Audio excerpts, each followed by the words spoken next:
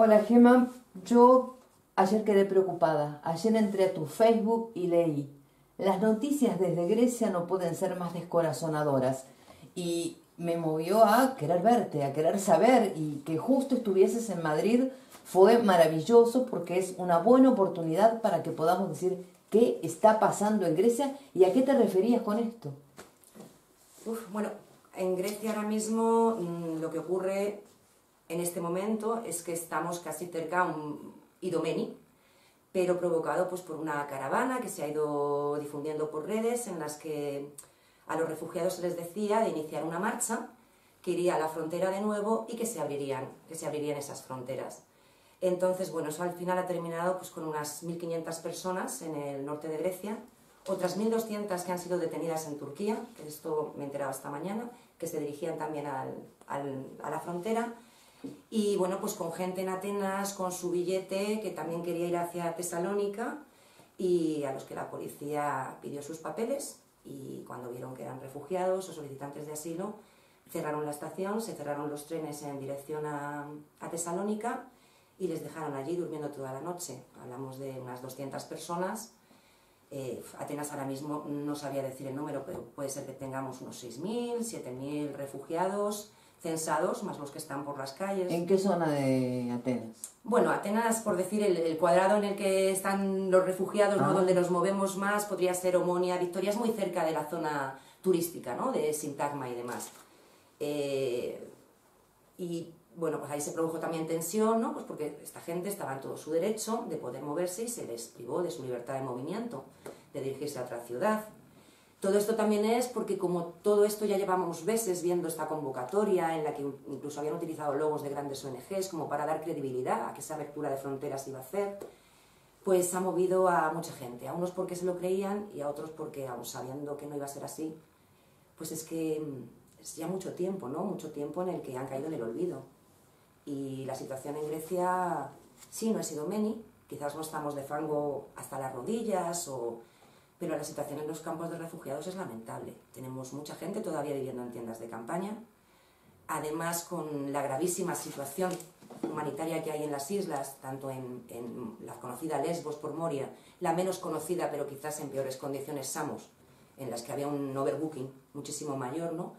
Ha hecho que el gobierno griego meta muchísima presión desde el verano para acá en sacar a gente. En el verano en Lesbos, por ejemplo, en Moria y Karatepe, esos dos campos, había 10.000 personas y se ha reducido a unas 6.000. Esas personas se están destinando al continente y el continente no tiene capacidad. Entonces eso está llevando, bueno, a un atoramiento aún mayor de todo el tema burocrático y a más gente en las calles. Si a eso le sumamos que ya se ha anunciado oficialmente, algo que nos veníamos temiendo cada principio de año, cuando todo esto de la crisis de refugiados comenzó, había un programa que se llama Hestia, que proporcionaba alojamiento en total a unas 12.000 personas en toda Grecia continental y que además iba unido a la Kashkar. La Kashkar es el pequeño monto de compensación económica que reciben los refugiados, solicitantes de asilo. No hace falta que te hayan concedido el asilo. En el momento en el que tú estás registrado, se inicia el proceso. Eso viene a ser, pues si vives en un campo para adultos, 90 euros por persona. Si vives fuera de los campos, 150 al mes, ¿vale?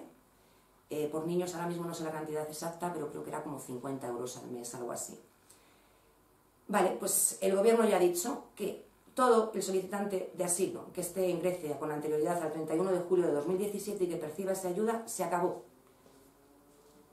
Así, se han empezado a recibir cartas. Cuando hablo del alojamiento de Hestia, incluye también los campos de refugiados. Es decir, incluye también a la gente que está viviendo dentro de un campo de un refugiado, en una tienda o en un isobox. El número, más o menos, es unas 12.000 personas en todo el continente. Este es el primer tramo, antes de junio, y digo, solo es junio para las familias que tienen niños escolarizados. Estamos hablando de gente que sí que ha iniciado un proceso de integración, escolarizando a sus hijos, y que se van a ver en la calle. Porque me da igual si eres una familia y tienes que sobrevivir con 400 euros, pagar un alquiler, luz y agua, no te va a dar. Si eres un chaval soltero que estás solo, pues con 150 euros, quiero decir que es lo que perciben ahora mismo, por eso la mayoría están en calle cuando no tienen el shelter, ¿no?, asignado. Y es eso, de aquí a junio 12.000 personas. Pero esto no acaba aquí. Luego hay un segundo cupo, que aún no se ha decidido cuándo, que va a ir desde el 2017 hasta el 31 de diciembre del 2018, que van a ser los siguientes en que van a dejar de percibir esa ayuda. Si a esto sumamos el hecho de que desde que tú inicias tu procedimiento de asilo, o desde que tú tienes reconocido, vamos a ir a más, tú ya tienes tu asilo. Pues, por ejemplo, el tener tu carnet de identidad, vamos a decir, y tu CIF o tu NIF griego, te puede llevar 1 año y pico. Sin esos papeles, tú no puedes alquilar una casa y tú no vas a poder tener nunca un trabajo legal. Pues creo que ya se me está siguiendo, ¿no? Es la calle lo que te queda. Es dormir en parques, no tienes nada más. Algunos que ya estaban en esa situación porque el primer procedimiento cuando entras por tierra es hacer una llamada de Skype para iniciar tu procedimiento. Esto lo puso el gobierno griego, creo que fue en el 2016. Ese Skype no funciona, ¿vale? Ese Skype va por turnos, por lenguas. Tienes 1 hora si hablas urdu el lunes, otra hora si hablas farsi, ¿vale? Tú te puedes tirar 9 meses llamando en tu horario, que nadie te va a coger el teléfono. ¿Qué conlleva? Tú estás en la calle sin papeles, en una situación irregular. Te para la policía, tú no puedes demostrar que estás llamando a ese Skype y que no te lo cogen, y sales de esa comisaría con una notita, que nosotros le llamamos el police note, que te dice que en 1 mes tienes que abandonar el país. O sea, te deportan. Sí. Bueno, te invitan a que en 1 mes te vayas. Si cuando ya te cogen ese papel, además, ya ha pasado ese mes, sí, pues sí. Pero esto entonces se avecina una catástrofe humanitaria, digamos, peor de lo que se pensaba o de lo que podía estar sucediendo.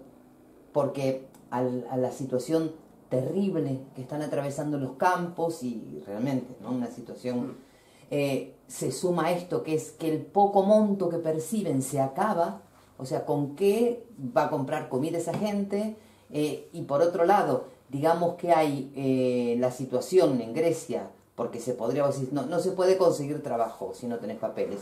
A lo mejor en un país en el cual hay la tasa de desempleo es baja o algo así, se puede conseguir un empleo informal, con todo lo que esto implica. Pero acá esto también es muy difícil, es muy complicado. Es muy complicado. Es muy similar a España, quiero decir, o terminas de temporero ilegal, cobrando 2 euros por hora, reventándote, y además luego les tienes que pagar el alojamiento, quiero decir, realmente trabajas por el techo, porque no te da para más. ¿Y la situación de atención médica, sanitaria, cómo está eso?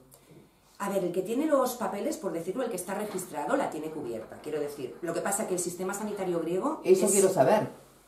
Pues bueno, yo te puedo decir que yo hace 1 mes y medio me he puesto mala, con una gastroenteritis, nada del otro mundo, y allí no es como aquí, no hay un ambulatorio, tienes que ir al hospital, y si no, si tú lo que quieres es que te vea un médico, hay que pagar. Bueno, si tienes 150 euros al mes, pues no vas a pagar.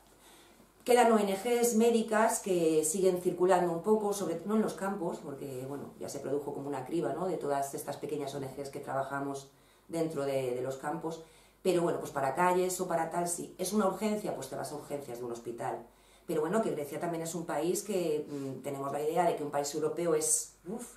y no lo es. Yo siempre cuento lo mismo, no tienen bancos de sangre. Quiero decir, hay un accidente de tráfico o un parto y normalmente circulan los mensajes de por favor acercaros al hospital tal y donar.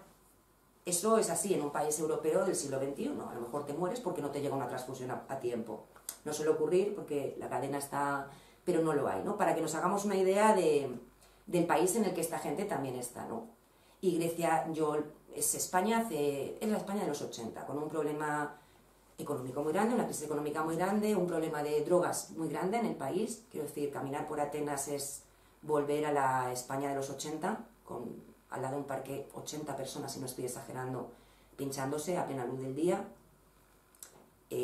Esto afecta también a los refugiados, quiero decir, claro, si tú no tienes dinero y a ti te ofrecen que vendiendo algo pues te vas a quedar 2 euros y un souvlaki, que es nuestro bocata, ¿vale?, te vale 1,50, pues a lo mejor no te queda otra que entrar en ese mundo y en todo eso, con lo cual la situación...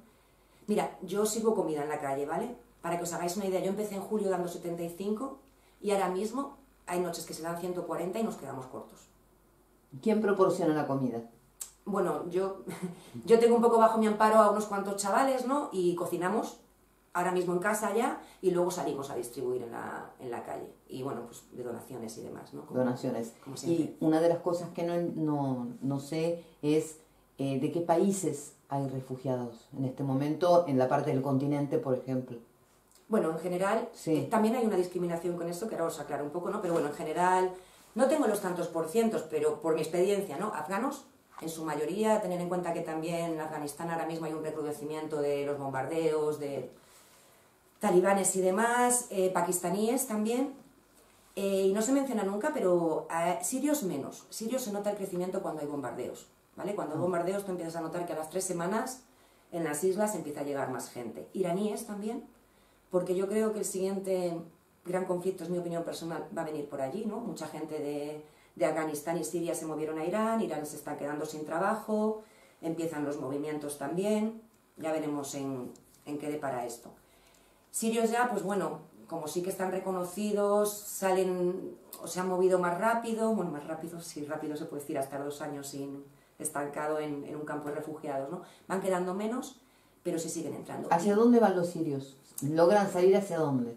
Pues muchos sirios tienen familia, en muchos Sí. casos hay reunificación también, la mayoría quieren Alemania, por supuesto. Claro. Yo recuerdo un caso de los que más ha costado, Ahmed, que era un cielo, un niño de 16 años, que se tenía a su padre en Inglaterra. Él vino con su madre y creo que eran 3 hermanas más, y costó 1 año y medio, ¿eh? Con un padre trabajando de manera legal en Inglaterra y que, o sea, que tendría que ser como vamos, que además tenían dinero para pagar sus billetes, que, bueno, pues que son como si tú o yo queremos irnos mañana, que sea, a Bulgaria, ¿no? Que no tendrían, bueno, ya hablamos de la pérdida de derechos y de lo que a esta gente se le está haciendo y se le continúa haciendo. Y a lo que iba es que en las islas, porque sí que de esto se habla poco, si tú visitas Moria o Samos, hay una gran cantidad de personas del continente de África. Es un poco como que incluso para ellos las puertas se cierran aún más, ¿vale? O sea, también hay una discriminación en eso importante. De hecho, hace poco ha habido un incendio grande en Moria y es la gran tienda con 120 chavales, ¿no? No hubo ningún herido, pero bueno, Claro, se pasó mal. hablabas de discriminación y hablabas de represión también. Y yo estaba pensando, lo que tiene Grecia es un movimiento neonazi muy fuerte. Y esto debe repercutir muchísimo porque justamente hay un foco que es contra los refugiados y las refugiadas que hay. ¿Cómo está esto en este momento? Bueno, además es que ahora el movimiento, fíjate, en Grecia como están como todo este tema del nombre, de Macedonia, pues ahora cada X tiempo hay grandes manifestaciones y por ejemplo eso es una de las cosas que aprovechan. Se manifiestan por otra causa y al terminar pues vámonos a los squats, a campos y vamos a liarla un poco. ¿Qué son los squats? Los squats son las casas ocupas, por decirlo, pero que en Atenas, porque eso en Tesalónica no se ha dado tanto, pues había muchísimos edificios abandonados, sobre todo en la zona de Sargia, el famoso barrio anarquista, que se ocuparon y están viviendo los refugiados dentro. Pues se ha pinchado el agua, se ha pinchado la luz, en algunos, en otros no, y son edificios enteros en los que viven familias. Teníamos uno que era el single man, que era el único que había para hombres, que aunque suene muy raro en este momento en el que estamos realmente en todo este tema, los chavales jóvenes o hombres solos quizás sean los más discriminados, en el sentido que nadie se ocupa de ellos, ¿no? Las familias tienen sus proyectos, sus cositas, las chicas jóvenes suelen venir con la familia, no se mueven sola, y los hombres pues entre 20 y 45 años están totalmente perdidos. Este squad, que es en el que yo cocinaba hasta enero, en el que teníamos la cocina, pues para 3 semanas la policía entró de madrugada y bueno, se llevó a todos a comisaría, los tuvieron ahí 2 días y se ha cerrado. Se ha cerrado, con lo cual hemos perdido el único punto que teníamos con unas 70 camas para esta gente. Claro, esto lo hicieron fuerzas represivas del Estado. Ahora, hay movimientos paraestatales, es decir, movimientos neonazis que van más allá de las fuerzas oficiales del Estado, ¿o no? No, vamos a decir que ahora mismo, es decir, el racismo es latente cuando caminas por la calle con ellos, pero no ha habido grandes ataques, al menos que yo tenga constancia. Es decir, en el 2016-17 incluso se produjeron flete de autobuses a las puertas de los campos para apedrearles. El año pasado, pues después, es lo que comentaba, después de manifestaciones y cosas así, ya sabemos, en Valentona van todos juntos y se lían delante de un squad. Obviamente en Atenas, por ejemplo, no se atreven a entrar al barrio de Sargia, o sea, es como que es donde está concentrado. Pero hace 3 semanas, bueno, 3 no, yo es que pierdo un poco la noción del tiempo, ¿vale? Porque mi vida es en la Plaza Victoria, Pues fíjate, hubo un momento que fue justo cuando nosotros empezamos a repartir allí la cena, al mediodía venía otro grupo que daba comida, los testigos de Jehová al mediodía van a cuidar a los niños de los refugiados, a ver si de paso alguien se cambia. Entonces la plaza tuvo como en una semana como mucha más actividad pro refu, ¿no? Por decirlo. Y pues nada, decidieron que hicieran una manifestación, se pararon enfrente de la plaza, se fueron andando y a la media hora volvieron, combates, toda la plaza. Esa plaza tiene niños jugando, quiero decir, fue a asustar, lo de siempre. Es aquí estamos y nos vamos a dejar. Fue un hecho puntual que esperemos que tarde mucho en volver a ocurrir. Fue un ataque. Fue un ataque, exactamente. Claro. Fue un hecho puntual, o sea, no es constante, no es que... O sea, yo ahora mismo no voy con miedo, ¿no? No es... Claro. Por ejemplo, en Lesbos, en las islas, yo sí he sentido más eso, decir, uy, pero no podría decir que ahora mismo hay una gran ola o que se producen muchos actos de estos grupos fascistas. ¿Estás en una organización o en algún movimiento trabajando? No, yo independiente. ¿Y te articulas con otros grupos? Siempre, siempre. Yo ya llevo allí 3 años, he hecho muchas cosas, sí que fui coordinadora de una pequeña ONG vasca, ¿no? De voluntarios, con un camión, estuve dentro de un campo con esa misma ONG, pero yo nunca he querido voluntarios, tanto yo he querido trabajar con ellos, con los refugiados, quiero decir, muchas veces caemos en esta cosa del colonialismo, ¿no? Es como vamos a enseñarles, ¿qué vas a enseñar tú a un señor y a una señora con 40 años, 5 hijos que se han cruzado? No tenemos que enseñarles nada, tenemos solidaridad, no esta caridad que hay veces que se encubre, y sobre todo el tema psicológico, o sea, nadie se puede poner en la piel de alguien a la que se le paraliza su vida y que no tiene futuro. Yo no me imagino lo que haría si alguien me quita mi derecho a moverme, o cualquiera de mis derechos, ¿no? Bueno, sí sé cuando me han quitado alguno, pero quiero decir, la desesperanza, esa depresión en la mayoría de los casos. Mira, hay una cosa que ocurre mucho cuando les trasladan desde las islas a Mainland, a Atenas o a Tesalónica. Claro, las islas son tan malas, ellos lo viven y nos oyen a todos, ¿no? ¡Guau, guau, esto es el infierno! Que yo creo que se esperan que allí va a ser algo mejor. Y allí en la mayoría de los casos llegas, te meten en una habitación durante meses, sin un duro, y muchos empiezan a caer en depresiones. Hay muchas autolesiones también, muchos intentos de suicidio. Y es complicado, es muy complicado. Claro, y desde luego ninguna asistencia ni psicológica ni nada. No, mira, yo te voy a contar, de los chavales que yo más o menos llevo ahora, estos llegaron a Atenas el 9 de julio, ¿vale? De julio a octubre, de un grupo de 15, 8 se autolesionaron. Voy a ser muy sincera, en algunos casos esa autolesión se produce por una depresión, por un trastorno. En otros, ¿sabéis lo que pasa? Que tú estás en la calle y eres un menor y la única manera que tienes de que te hagan caso y te den un shelter es irte, por ejemplo, a las puertas de ACNUR y cortarte el brazo. Y entonces, pues es cuando a la semana tienes un lugar. Es triste, es lamentable, pero es lo que hay. Entonces, claro, tú que estás con ellos día a día, hay veces, sabes que tienes que mirar y hacer muchos para saber, bueno, esto por dónde va. He tenido un chaval que estoy convencida, yo no soy psicóloga, ¿vale? Pero él se cortó el 9 de septiembre o algo así, estoy segura que esta vez fue por su depresión, por lo que hablábamos, en 2 meses, tumbado en una cama, en un centro, sin nada, sin cursos, sin dinero, sin nada. Y la segunda lo hizo expresamente para conseguir. Él se fue a preguntar a ACNUR, le dijeron que si no era sirio tenía que llamar por teléfono, que la oficina era solo para atender a sirios, y entonces sacó una cuchilla, la rompió y se cortó.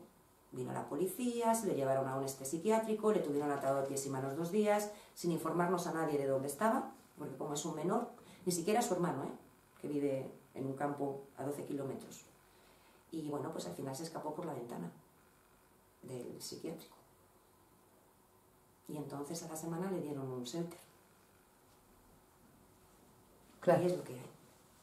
Es que no os voy a engañar, esto es lo que hay. Se paga tanto por tan poco, ¿no?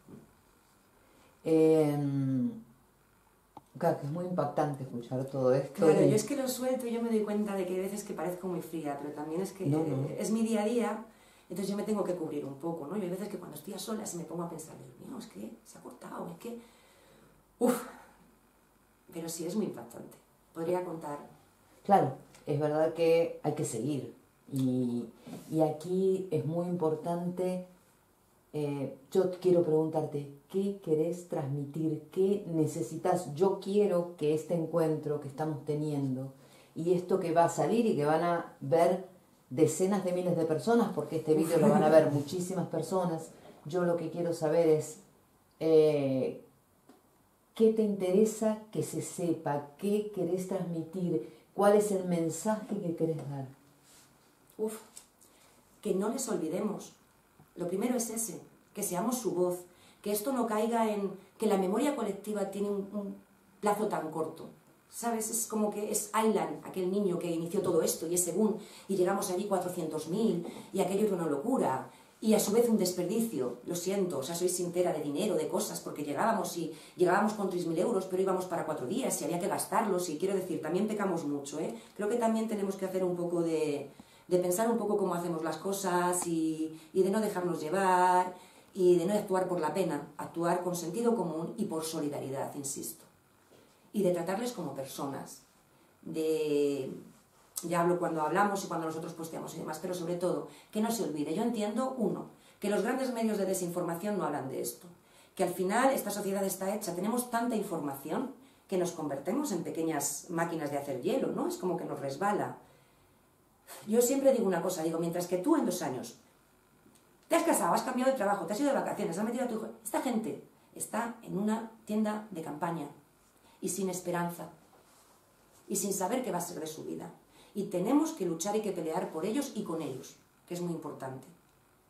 A mí una de las cosas que me da rabia de esta marcha es que se ha jugado con la esperanza de esta gente. Yo creo que ellos también tendrían que empezar a gritar más, a que su voz se escuchara más. No sé si en protestas, en huelgas de hambre, quiero decir, no lo sé, no soy quien para decirlo. Pero creo que mientras tanto, nosotros no podemos olvidarnos de ellos.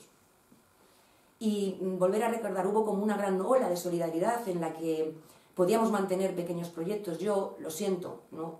Las grandes ONGs podríamos tener otra entrevista sobre esto y sobre lo que yo he visto sobre terreno, ¿vale?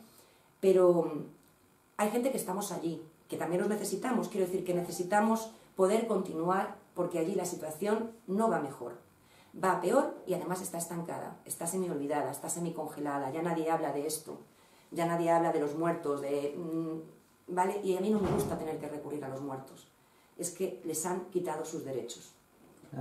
Ya está. Y yo siempre digo, cuando veas las barbas de tu vecino pelar, pon las tuyas a remojar. Siéntelo como si fuera a ti. Porque, por supuesto que ir allí, estar con ellos y conocer las historias uno a uno, impresiona, ¿no? Pero yo era una jardinera que me metí en un avión y me presenté en Idomeni, ¿vale?